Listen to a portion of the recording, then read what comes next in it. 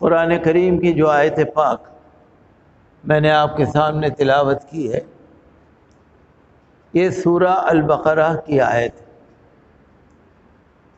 اس آیت میں حج کے بارے میں اللہ تعالی نے بیان فرمایا ہے۔ حج یہ مذہب اسلام کا 5واں رکن ہے۔ کلمہ، نماز، روزہ، زکوٰۃ، حج۔ تو اللہ تعالی نے فرمایا الحج اشہر معلومات، حج کے جانے ہوئے مہینے ہیں جو سب کو معلوم ہے اور معلوم ہونے چاہیے۔ عید کا مہینہ، ذی قعد کا مہینہ اور حج کے مہینے کے 10 دن، یہ ہیں حج کے ایام۔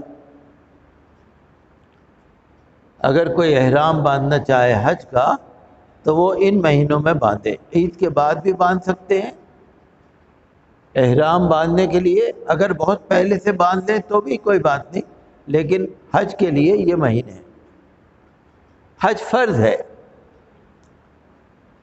جو تندرست ہو، پیسہ ہو، راستہ پرامن ہو، جانے آنے کا کوئی خطرہ نہ ہو، اور حج کے آنے کے بعد واپسی میں بھی کچھ آپ کے پاس گنجائش ہو تو حج کرنا فرض ہے۔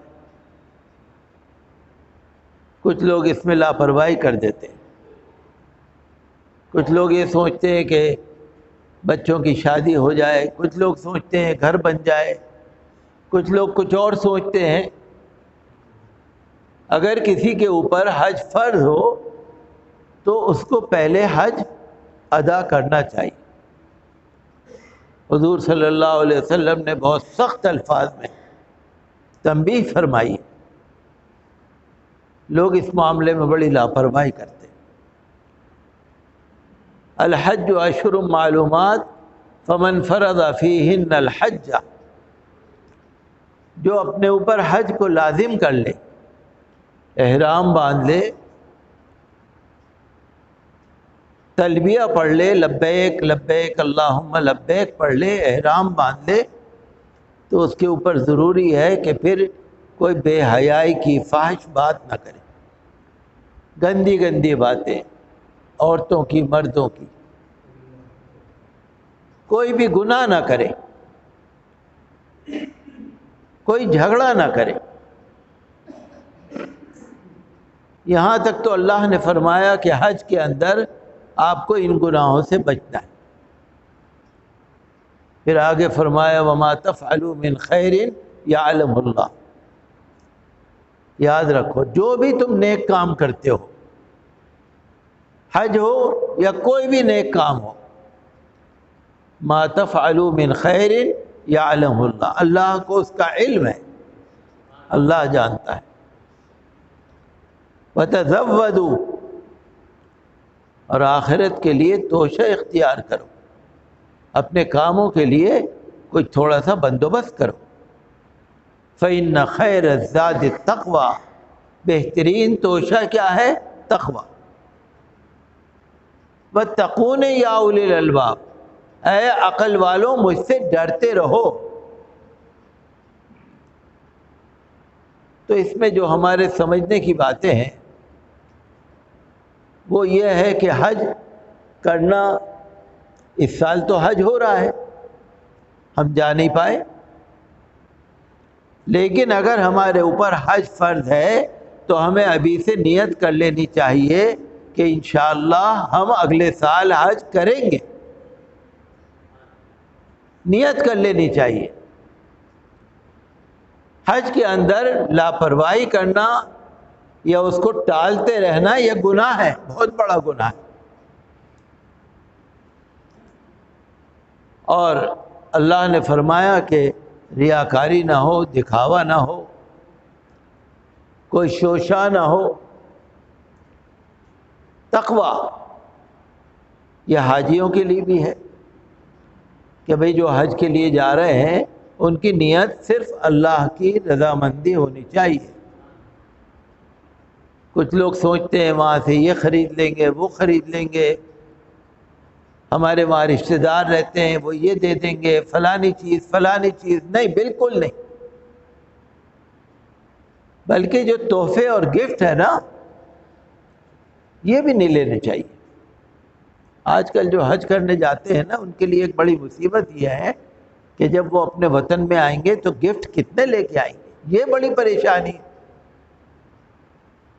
بہت گفٹ دینے کا، تحفے دینے کا رواج بہت بڑھ گیا ہے، اور اس کی وجہ سے کہیں نہ کہیں حاجی یا عمرہ کرنے والا عبادت میں کم دھیان دیتا ہے، خریداری میں زیادہ دھیان دیتا ہے. اللہ نے فرمایا فَإِنَّ خَيْرَ الزَّادِ التَّقْوَىٰ، تقوی اختیار کرو. جب اللہ کے دربار میں گئے ہو، اس مقدس سرزمین پہ آپ گئے ہیں، جو سرزمین حضور صلی اللہ تعالی علیہ وسلم اور تمام نبیوں کی سرزمین ہے. حرم مکہ، حرم شریف مکہ، کعبۃ اللہ شریف، سارے انبیاء کرام اور ہمارے آقا صلی اللہ علیہ وسلم وہاں پر تشریف لے گئے، اور جس جگہ ہم طواف کر رہے ہیں یقیناً ہمارے نبی صلی اللہ علیہ وسلم نے بھی اسی جگہ پر طواف فرمایا ہے، اسی جگہ پر نمازیں پڑھی ہیں، اسی جگہ پر مقام ابراہیم پر نفل پڑھے ہیں، اسی صفا مروہ پر ہمارے سرکار صلی اللہ علیہ وسلم نے چکر لگائے ہیں. بہت مقدس سرزمین. اور پھر مدینہ منورہ جاتے ہیں، ماشاءاللہ روضہ منورہ پر جاتے ہیں، حضور کی زیارت ہوتی ہے. حرم مکہ اور حرم مدینہ، یہ سعادت کم نہیں ہوتی. جگہ جگہ پر مکہ مکرمہ میں جگہ جگہ پر فرشتے کھڑے ہوتے ہیں چوکیدارے کے لیے، مرحبا، خوش آمدید، اللہ کے مہمان، کچھ کھڑے ہوتے ہیں فرشتے. ایک قدم بڑھانے کا ثواب 1,00,000 قدم کے برابر ہے. ایک نماز پڑھنے کا ثواب 1,00,000 نمازوں کے برابر ہے. کتنی بڑی عبادت ہے. تو وہاں پر جا کر دنیا داری کا تو خیال کرنا بالکل غلط بات ہے. جو حاجی عرفات میں، جب عرفات کے میدان میں اللہ کی بارگاہ میں حاضر ہوتے ہیں، حج ہے. عرفات کے میدان میں حضور صلی اللہ علیہ وسلم نے فرمایا کہ جیسے ماں کے پیٹ سے بچہ پیدا ہوتا ہے معصوم بے گناہ، اس طرح پر حاجی کے سارے گناہ دھل جاتے ہیں. بہت بڑی سعادت ہے، بہت بڑی سعادت ہے. اور پھر روضہ شریف میں جب حاضر ہو رہے ہیں سرکار کی خدمت میں، آپ یہ نہ سمجھیے کہ آپ قبر شریف پر حاضر ہو رہے ہیں، آپ یہ سمجھیے اللہ کے رسول کے دربار میں جا رہے ہیں. حضور نے فرمایا من زارنی بعد وفاتی فکانما زارنی فی حیاتی، جو میری وفات کے بعد آتا ہے ایسا ہی ہے جیسے میری زندگی میں آ رہے ہیں. تو مبارک ہوں ان لوگوں کو جو حج کے لیے گئے ہیں، لیکن یہی ہے کہ ریاکاری نہ ہو، دکھاوا نہ ہو. سن 9 ہجری کے اندر حج فرض ہوا تھا. سن 9 ہجری، 13 سال گزرے تھے مکہ مکرمہ کے، اور 9 سال کے قریب گزرے تھے مدینہ منورہ کے. تقریباً 21-22 سال کے بعد حج فرض ہوا تھا. تو سن 9 میں حج فرض ہوا تھا. حضور صلی اللہ تعالیٰ علیہ وسلم نے پہلے سال میں حج نہیں فرمایا تھا. حضرت ابوبکر صدیق رضی اللہ عنہ کو حج کا سردار بنا کر بھیجا تھا. حضرت علی رضی اللہ تعالیٰ عنہ کو نقیب بنا کر بھیجا تھا. حضرت سعد ابن ابی وقاص، حضرت جابر، حضرت ابو ہریرہ رضی اللہ تعالیٰ عنہم اجمعین کو منادی بنا کے بھیجا تھا. اور تقریباً 300 صحابہ کرام ان لوگوں کے ساتھ گئے تھے حج کرنے. اور حضرت علی رضی اللہ تعالی عنہ نے 10ویں پارے میں جو سورہ براءت ہے وہ آیات پڑھ کے سنائی تھی. حضرت ابو بکر صدیق رضی اللہ عنہ نے خطبہ دیا تھا. اگلے سال سن 10 ہجری میں حضور صلی اللہ تعالی علیہ وسلم نے خود حج فرمایا تھا. سن 10 ہجری میں وہی حضور کا پہلا حج تھا, وہی حضور کا آخری حج تھا. سب جگہ اعلان ہو گیا تھا کہ حضور صلی اللہ علیہ وسلم حج کے لیے جائیں گے, تشریف لے جائیں گے. ہر طرف سے جوق در جوق, جہاں جہاں مسلمان تھے چلے آ رہے تھے. 26 ذی القعدہ کو حضور صلی اللہ علیہ وسلم مدینہ منورہ سے نکلے احرام باندھ کر, اور 5 ذی الحجہ کو مکہ مکرمہ میں پہنچے, اور 14 تاریخ تک حج مکمل کر کے اور پھر حضور نے واپسی فرمائی. تو یہ آخری حج ہے, حجۃ الوداع. حضور صلی اللہ علیہ وسلم کا یہ حج 1 لاکھ یا 1.5 لاکھ یا اس سے بھی زیادہ دیکھنے والے لوگ کہتے ہیں کہ جب ہم دیکھتے تھے سر ہی سر نظر آتے تھے. اب دائیں دیکھو, بائیں دیکھو, ادھر دیکھو, ادھر دیکھو, بس پبلک ہی پبلک. بہت سارے لوگ تھے. جب حضور صلی اللہ علیہ وسلم لبیک پڑھتے تھے تو سارے لوگ لبیک پڑھتے تھے, ساری آواز بلند ہوتی تھی.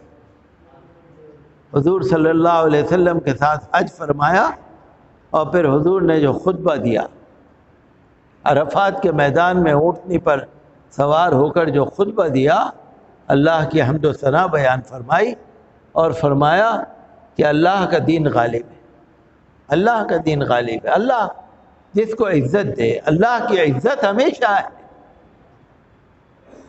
فرمایا جاہلیت کے دور کی ساری رسمیں میں ختم کرتا ہوں. جاہلی دور, اسلام سے پہلے کا دور, سود بیاج میں ختم کرتا ہوں, جو کسی سے ہمارا لینا دینا ہے وہ ختم کرتا ہوں.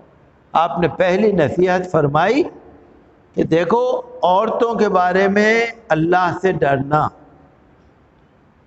عورتوں کے بارے میں اللہ سے ڈرنا. حضور نے فرمایا اتقوا اللہ فی النساء, عورتوں کے بارے میں ڈرنا, عورتوں کے حق ادا کرنے میں کمی نہ کرنا. عورتوں میں ماں بھی ہے, بہن بھی ہے, پھوپھی بھی ہے, خالہ بھی ہے, بیٹی بھی ہے, پوتی بھی ہے, نواسی بھی ہے, سب ہے. جو غیر ہیں, جو اپنے ہیں, سب.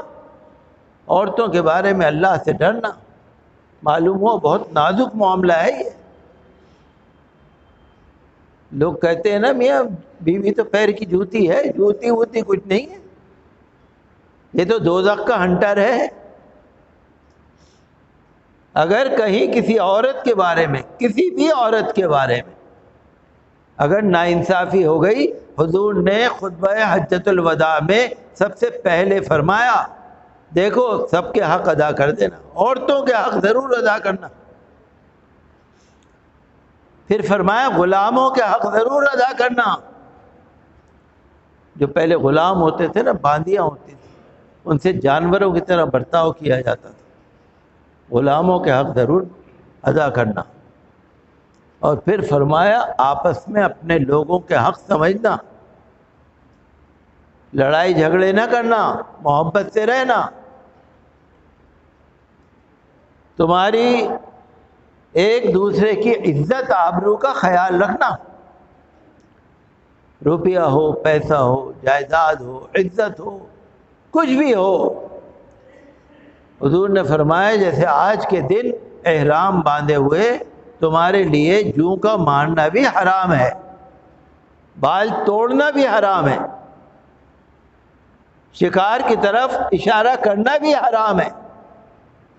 اسی طرح پر یاد رکھنا ہر مسلمان کا خون, مال, عزت, آبرو تمہارے اوپر حرام ہے. کسی کی بے عزتی نہ کرنا, کسی کا مال نہ کھا لینا, کسی کو گالی نہ دے دینا, کسی کو ذلیل نہ کر دینا، کتنی بڑی بات ہے، کتنی بڑی بات ہے۔ آپس میں خیال رکھنا، اور دیکھو اونچا نیچا کوئی نہیں ہے، اللہ کے یہاں سب برابر ہے، کوئی عربی ہو، کوئی عجمی ہو، کوئی غلام ہے، کوئی باندی ہے، کوئی ہے، برابر ہے سب، اللہ کے یہاں اونچا نیچا کوئی نہیں ہے۔ آپ دیکھیے نا حج کے دنوں میں، آپ دیکھیے سب کو احرام باندھنا ہے، چاہے بادشاہ ہو، چاہے غلام ہو، چاہے نوکر ہو، چاہے غریب ہو، چاہے مالدار ہو، دو بے سلے ہوئے کپڑے ہر ایک کو پہننے ہیں۔ بادشاہ کے لیے بھی وہی ہے اور غلام کے لیے بھی وہی ہے، ایک ہی لائن میں کھڑے ہونا ہے، ایک ہی جگہ پر کنکریاں مارنی ہے، ایک ہی جگہ پر طواف کرنا ہے، ایک ہی جگہ پر حج میں جانا ہے، بادشاہ ہو یا غریب ہو، غلام ہو یا آقا ہو، کوئی بھی ہو، جانا وہی ہے، کہ کوئی اللہ کی نظر میں سب برابر ہے۔ پھر حضور نے فرمایا کہ اللہ کی کتاب کا دھیان رکھنا، اللہ کی کتاب کو مضبوطی سے پکڑ لینا۔ قرآن شریف پکڑ لینے کا کیا مطلب ہے؟ پڑھو، سمجھو، یہ ہے اصل بات، سمجھو۔ ہر مسلمان پر قرآن پڑھنا، قرآن کریم کو سمجھنا، قرآن کریم کی تفسیر و تشریح کو پڑھنا، قرآن شریف کے مطلب کو سمجھنا ہر مسلمان پر فرض ہے، چاہے مرد ہے چاہے عورت ہے، ہر مسلمان۔ اللہ کے رسول صلی اللہ علیہ وسلم نے فرمایا، اور اس کے بعد اللہ کے رسول کی سنتیں اور شریعت کے احکام۔ تو حضور نے جو حج فرمایا، پھر فرمایا دیکھو میں نے کیا حق ادا کر دیا، تم تک اللہ کا پیغام پہنچا دیا۔ عرفات کے میدان میں وہ آیت نازل ہوئی، الیوم اکملت لکم دینکم، میں نے تمہارے لیے دین مکمل کر دیا، ساری نعمتیں مکمل کر دی، تمہارے لیے اسلام کے دین کو پسند کر دیا، یہ آیت نازل ہوئی۔ حضور نے فرمایا میں نے دیکھو گواہ رہنا، پہنچا دیا سب۔ سارے صحابہ نے کہا جی ہم گواہ ہیں، اللہ کے سامنے ہم گواہ ہیں، آپ نے اللہ کا جتنا پیغام ہے پہنچا دیا۔ پھر حضور نے ایک نصیحت فرمائی کہ جتنے یہاں لوگ ہو جو تم نے مجھ سے سنا ہے، ان باتوں کو ان تک پہنچا دینا جو یہاں نہیں آئے۔ اس پہ قیامت تک کے لوگ آ گئے، اس دن بھی وہاں نہیں تھے، پھر بعد میں یہاں تک کہ قیامت تک کے آنے والے لوگوں کے لیے اللہ کے رسول نے فرمایا میرا پیغام سب کو پہنچا دے۔ اور جب یونائٹڈ نیشنز کا جو ہیومن چارٹر ہے نا، ہیومن رائٹس، اقوام متحدہ سلامتی کونسل ایک بڑی تنظیم ہے واشنگٹن میں امریکہ میں جس کا آفس ہے، یونائٹڈ نیشنز UNO، اقوام متحدہ سلامتی کونسل، سب جانتے ہیں، ساری دنیا پر اس کا حکم چلتا ہے، چلے یا نہ چلے بہرحال وہ فیصلے تو کرتے ہی ہیں۔ آج کل تو وہ بھی پلے ہوئے میں، نہ اسرائیل ان کی مانتا ہے نہ کوئی کسی کی مانتا ہے، لیکن جو UNO نے 1948 میں جو ہیومن چارٹر بنایا تھا، حقوق انسانی کا چارٹر بنایا تھا، ہیومن چارٹر، آپ اس کو دیکھ لیجئے گا، جو خطبہ حجۃ الوداع میں حضور نے فرمایا ہے تقریباً یہی باتیں اس میں بھی۔ انسانوں کا حق، برابری، عورتوں، آج کل وہی تو چل رہا ہے نا، جب الیکشن آتا ہے لوگ کیا کرتے ہیں، عورتوں کے بارے میں بولنے لگتے ہیں، مسلمان عورتوں پہ اتنا ظلم ہے، مسلمان عورتوں پہ اتنا ظلم ہے۔ حضور نے جب ہی آگاہ کر دیا عورتوں کے بارے میں خیال رکھنا، حضور نے جب ہی، آج سے 1450 برس پہلے جو حضور نے فرما دیا تھا، آج وہی حالات ہمارے سامنے آ رہے ہیں۔